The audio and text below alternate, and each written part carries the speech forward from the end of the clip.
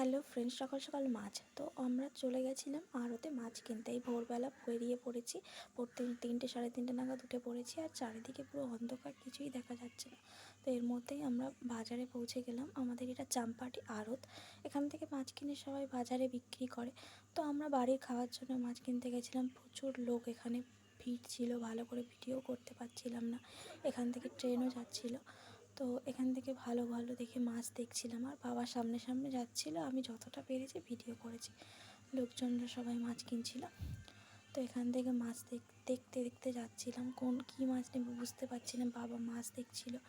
পুরো মাছ কেনার সময় সব ভিডিও করতে পারিনি।